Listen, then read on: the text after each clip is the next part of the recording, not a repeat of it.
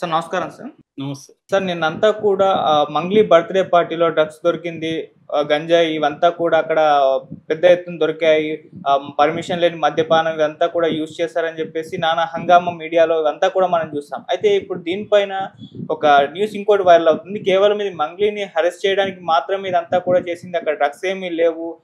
మద్యపానం కూడా పర్మిషన్ ఉంది గానీ వేరే ఎక్కడ లేదు అని చెప్పేసి ఇలా ఒక న్యూస్ అయితే వైరల్ అవుతుంది. అంటే మంగ్లీని హెరాస్ చేయడం వెనకాల ఒక కుట్ర ఉందని కూడా చెప్తున్నారు.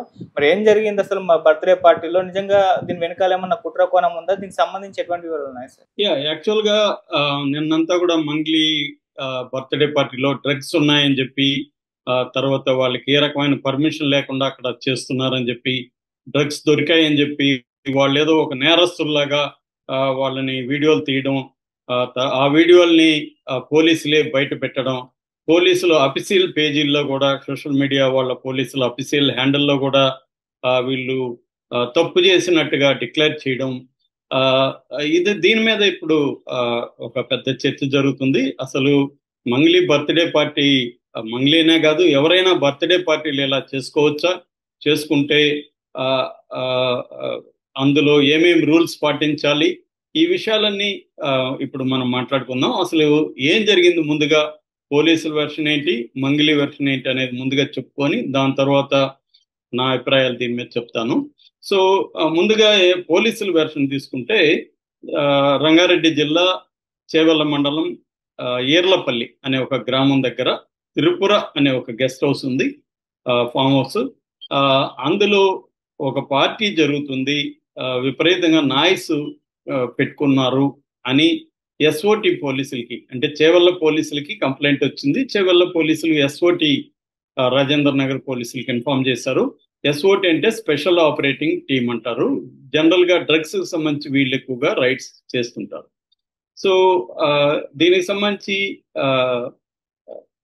వీళ్ళు ఆ పోలీసులు దాదాపు 12:45 అర్ధరాత్రి 12:45 రైడ్ చేశారు.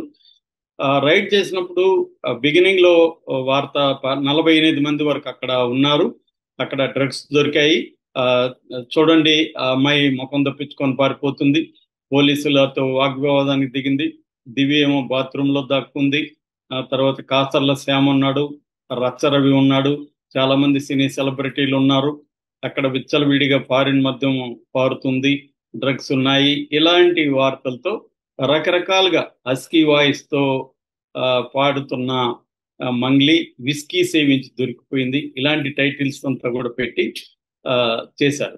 అట్లాగే దివి కూడా పారిపోతుంది, ముఖం దాచుకొని పరిగెత్తుంది, ఇలాగంతా. అంటే వీళ్ళేదో ఒక నేరస్తులైనట్టు, వీళ్ళు ఒక భయంకరమైన నేరం చేసి దొరికిపోయినట్టుగా నిన్నంతా కూడా మీడియాలో వచ్చింది. సో దీని తర్వాత మంగ్లీ ఒక వీడియో రిలీజ్ చేసింది. ఆ మంగ్లీ వీడియో ఏం చెప్పిందంటే, నేను నా బర్త్డేని జరుపుకుందామని మా తల్లిదండ్రులు అడిగితే, నేను చాలా తక్కువ మంది, ఒక 10 మంది మగవాళ్ళు, 12 మంది 10 మంది ఆడవాళ్ళు, 12 మంది మగవాళ్ళతో, నా దగ్గర బంధువులు, మా చెల్లి కావచ్చు, నా దగ్గర అమ్మ నాన్న కావచ్చు, బంధువులు, క్లోజ్ ఫ్రెండ్స్, వీళ్ళతో ఒక చిన్న పార్టీ చేసుకున్నాను. ఇక్కడ డ్రగ్స్ ఎవరు తీసుకోలేదు. ఒకే ఒక వ్యక్తి టెస్ట్ చేసినప్పుడు ఆ వ్యక్తి డ్రగ్స్ తీసుకున్నట్టుగా టెస్ట్ లో తేలింది. అతను కూడా ఇక్కడ కాదు, 3 రోజుల ముందు వేరే చోట డ్రగ్స్ తీసుకున్నని చెప్తున్నాడు. అట్లాగే ఫారిన్ మద్యం కూడా ఏమీ లేదు అనేది ఆ అమ్మాయి చెప్పింది. సో ఇప్పుడు దీన్ని పోలీసులు కూడా కన్ఫర్మ్ చేశారు. డీసీపీ, మన రాజేంద్ర నగర్ డీసీపీ శ్రీనివాస్, చింతమనేని శ్రీనివాస్, ఆయన మీడియాతో మాట్లాడారు. ఆయన కూడా ఏమన్నాడంటే, ఇక్కడ డ్రగ్స్ దొరకలేదు, ఫారిన్ మద్యం కూడా లేదు. సో అయితే మరి వీళ్ళ మీద ఏం కేసులు? 4 మీద కేసులు పెట్టారు. ఇందులో ఆ 4 ఎవరంటే, మంగ్లీ, తర్వాత మంగ్లీకి అసిస్టెంట్ మేనేజర్గా ఉంటున్న రామకృష్ణ, తర్వాత ఈవెంట్ని, ఆ త్రిపుర ఈవెంట్ మేనేజర్ మేఘరాజు, తర్వాత ఒక బిజినెస్ మ్యాన్ రశ్మికి ఫ్రెండ్ దామోదర్ రెడ్డి. ఈ 4 మీద కేసు పెట్టారు. ఈ 4 మీద ఏం కేసులు పెట్టారు? 2 రకాల కేసులు పెట్టారు. ఒకటి, దామోదర్ రెడ్డి అనే వ్యక్తి బ్లడ్ లో డ్రగ్స్ శాంపుల్స్, గాంజా శాంపుల్స్ వాళ్ళకి దొరికాయి. ఆయన గాంజా నేను 3 రోజుల ముందు వేరే చోట తీసుకున్నానని కూడా కన్ఫెస్ చేసినట్టుగా తెలుస్తుంది. అందువల్ల ఎన్డీపీఎస్ యాక్ట్ పెట్టారు. ఎన్డీపీఎస్ అంటే narcotic drugs and psychotropic substances act 1985లో వచ్చింది. దీని ప్రకారం బ్రాడ్గా 3 డివిజన్స్ ఉంటాయి. దీంట్లో ఒకటి స్మాల్ క్వాంటిటీ కలిగి ఉండడం, లేదా స్మాల్ క్వాంటిటీ కన్జంప్షన్ అంటారు, కన్జంప్షన్. రెండోది ఇంటర్మీడియట్ క్వాంటిటీ, మూడోది కమర్షియల్ క్వాంటిటీ. ఫర్ ఎగ్జాంపుల్ కన్నాబీస్ అనే ఒక డ్రగ్ 20 గ్రాముల వరకు ఉంటే అది స్మాల్ క్వాంటిటీ, అది 500 గ్రాములు దాటితే ఇంటర్మీడియట్ క్వాంటిటీ, 1 kg దాటితే కమర్షియల్ క్వాంటిటీ. సో అట్లాగే కన్జంప్షన్లో కూడా సెక్షన్ 27 ఎన్డీపీఎస్ ప్రకారం కన్జంప్షన్ అంటే డ్రగ్ తీసుకుంటే వాళ్ళకి 6 నెలల వరకు జైలు శిక్ష పడే అవకాశం ఉంది, ఫైన్ కూడా పడే అవకాశం ఉంది. సో ఈ దామోదర్ రెడ్డి మీద ఎన్డీపీఎస్ యాక్ట్ పెట్టారు. జనరల్గా ఇండియాలో ప్రాక్టీస్ ఏంటంటే ఎవరైనా డ్రగ్స్ తీసుకుంటే వాళ్ళని నేరస్తులు కాకుండా వాళ్ళకి సైకలాజికల్ కౌన్సిలింగ్, రిహాబిలిటేషన్ ఇవ్వాలి అనేది జనరల్గా పోలీసులు చేసే పని. అన్ని రాష్ట్రాల్లో కూడా చేస్తుంది, కోర్టులు కూడా దీన్నే రికమెండ్ చేస్తుంది. ఎందుకంటే డ్రగ్స్ తీసుకున్న వాళ్ళంతా నేరస్తులు కాదు, వాళ్ళకి మనం హెల్ప్ చేయాల్సిన అవసరం ఉంది. అదొక అడిక్షన్లోకి వెళ్తున్నారు కాబట్టి డీ అడిక్షన్ ప్రోగ్రామ్స్లో వాళ్ళని తీసుకురావాల్సి ఉంది అనేది చెప్తారు. కమర్షియల్గా ఉండి పెడ్లర్గా ఉండి సరఫరా చేస్తూ లేదా ప్రొడ్యూస్ చేస్తూ గాంజా పండిస్తూ అంటే ప్రొడక్షన్, డిస్ట్రిబ్యూషన్, కమర్షియల్గా యాక్టివిటీ చేస్తుంటే వాళ్ళు ఎక్కువగా శిక్షలు పడే అవకాశాలు ఈ ఎన్డీపీఎస్ యాక్ట్ కింద ఉన్నాయి. ఇక మిగతా ముగ్గురు ఎవరైతే ఉన్నారో అంటే మంగ్లీ కావచ్చు, వాళ్ళ మేనేజర్ రామకృష్ణ కావచ్చు, ఈవెంట్ మేనేజర్ మేఘరాజు కావచ్చు, వీళ్ళ ముగ్గురు మీద ఏం కేసు పెట్టారంటే నాయిస్ కేసు పెట్టారు, నాయిస్ పొల్యూషన్ కేసు పెట్టారు. సో నాయిస్ పొల్యూషన్ అనేది మనకి జనరల్గా 2 యాక్ట్లు ఉన్నాయి. ఒకటి noise pollution regulation and control rules 2000, 2 environmental protection act 1986. ఈ 2 చట్టాల కింద నాయిస్ పొల్యూషన్ పెడతారు. ఇప్పుడు వీళ్ళు చేసిన నేరం ఏంటి? లీగల్గా వీళ్ళు పర్మిషన్ తీసుకోలేదు. అక్కడ చేస్తున్నప్పుడు డీజే పెట్టారు కాబట్టి నాయిస్ వస్తుంది కాబట్టి పర్మిషన్ తీసుకోవాలా, అది ఒకటి వీళ్ళు చేసిన తప్పు లీగల్గా. రెండవది ఇందులో ఒక్క వ్యక్తి డ్రగ్స్ తీసుకున్నాడు, దానికి మంగ్లీకి ఏం సంబంధం లేదు. ఇప్పుడు నేను బర్త్డే ఏదో పార్టీ ఇస్తాను, ఎవడో తీసుకొని వచ్చి ఉంటాడు, నాకు ఎలా తెలుస్తుందా అతను తీసుకొని వచ్చాడా లేదా? కాబట్టి అది నాకు సంబంధం లేదు, ఆ వ్యక్తి మీద కేసు. కాబట్టి మంగ్లీ మీద వీళ్ళ మీద కేసు ఒకే ఒక కేసు ఏంటంటే నాయిస్ పొల్యూషన్ కేసు. ఇది ఎంత కామెడీగా ఉంటుందో చెప్తాను నేను. మామూలుగా మనకు తెలిసి ఎవ్రీ వినాయక చవితికి హైదరాబాదే నాయిస్తో మామూలుగా ఉండదు అసలు. నేను ఎక్కువగా నెక్లెస్ రోడ్ దగ్గరలో ఉంటాను. నెక్లెస్ రోడ్ వాకింగ్ పోయినప్పుడు అసలు చెవులు అదిరిపోతాయి అనమాట. 100 వెహికల్లో నాయిస్లు పెట్టేసి పాటలు పెట్టేసి చేస్తారు. వాళ్ళ మీద ఎప్పుడన్నా ఈ నాయిస్ పొల్యూషన్ యాక్ట్ కింద పెడుతున్నారా?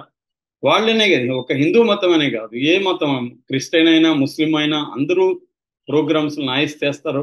ఏదైనా ప్రైవేట్ ఫంక్షన్లో చూస్తే అదిరిపోతా వీడియోలు మైకులు పెట్టేసి పెడుతుంటారు. అసలు నాయిస్ లేకుండా ఏ ప్రోగ్రాము హైదరాబాద్లో, మనకి హైదరాబాద్ అనే కదా అన్ని చోట్ల జరుగుతుంది, నేను మన హైదరాబాద్ ఎగ్జాంపుల్ చెప్తున్నాను. ఈ సెక్షన్ల కింద వాళ్ళని పెట్టి అరెస్ట్ చేస్తున్నారా? ఎప్పుడైనా ఆపగలుగుతున్నారా? నేనైతే ఇప్పుడు ఆపింది ఇప్పటి వరకు చూడలేదు. గత 25 ఏళ్ళుగా నేను హైదరాబాద్లో ఉన్నాను. ఈ నాయిస్లు ఎప్పుడు ఎక్కడ ఏ పోలీసులు ఆపలేదు.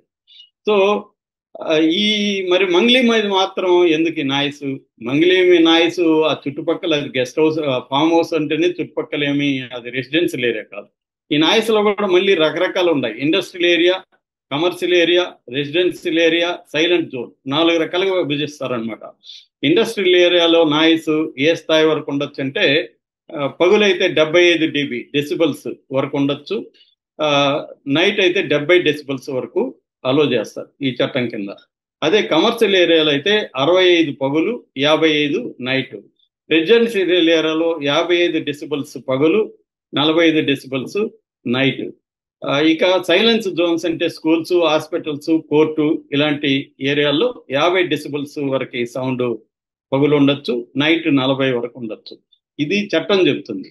మరి ఈ చట్టం ప్రకారం అసలు డెసిబల్స్ సంబంధమే లేని డెసిబల్స్తో మనకి ఆ హిందూ ఫెస్టివల్స్ కానీ, ముస్లిం ఫెస్టివల్స్ కానీ, క్రిస్టియన్ ఫెస్టివల్స్ కానీ వాయిస్తున్నారే, వాళ్ళ మీద ఎప్పుడైనా కేసులు పెడుతున్నారా? ఎందుకు మంగ్లీ మీద మాత్రమే ఈ కేసు పెట్టారు అనేది పోలీసులకి ప్రశ్న. రెండవది, పోలీసులు ఇంత అతి ఉత్సాహం చూపించి మేము ఎవరిని వదిలిపెట్టము, డ్రగ్స్ యాంటీగా పోరాడతాము అని మంగ్లీ విషయంలో ఎందుకు అన్నారు? మంగ్లీ పార్టీ డ్రగ్స్ వాడిందా? డ్రగ్స్ ఎవరు వాడలేదు కదా. వాళ్ళని ఎందుకు అలా వీడియోలు తీసి ఎందుకు మీరు బయట పెడుతున్నారు? దాంట్లో మిగతా వాళ్ళు ఏం నేరం, దివి ఫర్ ఎగ్జాంపుల్, దివి ఏం నేరం చేసింది? అమ్మాయి ఫ్రెండ్ బర్త్డేకి పిలిస్తే వెళ్ళింది, అమ్మాయి వీడియోలు తీసి మీరు ఎందుకు బయట పెట్టాలి? సో ఇవన్నీ కూడా ప్రశ్నలు వస్తున్నాయి. అందుకని ఇదేదో దీని వెనక కుట్ర ఉంది, వీళ్ళని వేధించడానికి కోసం ఇవి చేస్తున్నారు. నిజంగా నాయిస్ పొల్యూషన్ మామూలుగా ఎవరైనా ఇట్లా లౌడ్ గా పెట్టుంటే పోలీసులకు ఫోన్ చేస్తే ఏం చెప్తారంటే, పోలీసులు అమ్మ తగ్గించండి అని చెప్తారు. వీళ్ళు తగ్గించకపోతే అప్పుడు ఆలోచించవచ్చు. అసలు ఇక్కడ ఎవరు తగ్గించట్లేదే, వినాయక చవితికి ఇంకొక దానికి తగ్గించట్లేదే, పోలీసులు చెప్పినా కూడా వాళ్ళ మీద కేసులు ఎందుకు పెట్టట్లేదు? ఇది పక్షపాతం కాదా? అంటే ఒక ఒక లంబాడి అమ్మాయి ఎన్నో కష్టాలు పడి చిన్నప్పటి నుంచి ఒక ఆర్డిటి అనే ఒక సంస్థ ద్వారా చదువుకొని, ఆ అమ్మాయి స్వశక్తితో ఏ అండా లేకుండా, ఏ గడపాద లేకుండా పైకి వచ్చి ఒక ఆ అమ్మాయి ఇది సెలబ్రిటీ అయ్యి తను ఏదో ఒక బర్త్డే జరుపుకుంటుంటే దాన్ని ఇలాగ బయటికి తీసుకొచ్చి డ్రగ్స్ వాడుతున్నట్టు ఇంకోటి ఆ అమ్మాయి మీద రకరకాల పుకార్లు, దాని మీద కామెంట్లు ఇలా చేయడం ఎంతవరకు కరెక్ట్ అనేది